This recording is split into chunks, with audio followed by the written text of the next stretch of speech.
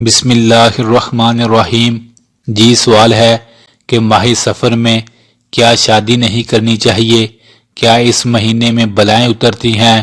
کیا اس مہینے میں کاروبار نہیں کرنا چاہیے؟ کیا یہ پریشانیوں کا مہینہ ہے؟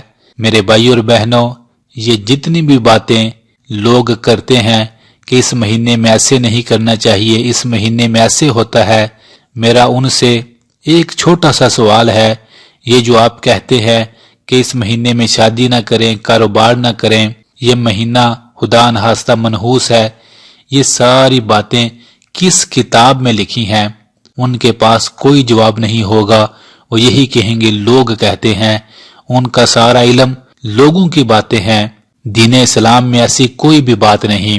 اور اگر آپ زندگی میں اس کے علاوہ یا ویسے آپ کو کوئی ڈر یا غم یا پریشانی محسوس کرتے ہیں، یا آپ چاہتے ہیں کہ آپ کے اوپر، آپ کے گھر والوں کے اوپر کبھی بھی کوئی پریشانی، مصیبت، بلا نہ آئے، تو آپ ایک کام کر لیں، آپ کوشش کریں ہر مہینے لباس کا، کپڑوں کا صدقہ کریں، کیونکہ پیارے پیغمبر صلی اللہ علیہ وآلہ وسلم کا فرمان ہے، اے لوگو، جو بندہ کسی غریب کو لباس لے کر دے گا، جب تک وہ لباس اس بندے کے جسم پر رہے گا، تب تک لباس لے کر دینے والا غموں، پریشانیوں اور مصیبتوں سے اللہ سونے کی حفاظت میں رہے گا۔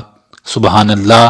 میرے بھائی اور بہنوں، کوشش کریں جب بھی آپ بازار میں کپڑے لینے جائیں اپنے گھر والوں کے لیے، اپنے کسی محلے دار یا کسی غریب رشتہ دار کے لیے، اس کے بچوں کے لیے یا کسی بزرگ کے لیے، کسی کے لیے بھی کوئی نہ کوئی لباس ان کو بھی ہدیہ کر دیں۔